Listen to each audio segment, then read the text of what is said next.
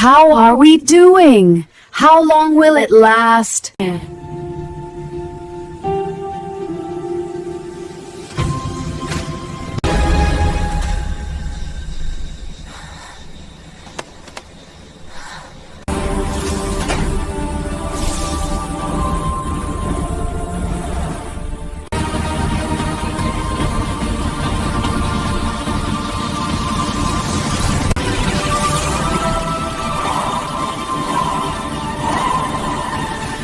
Beds.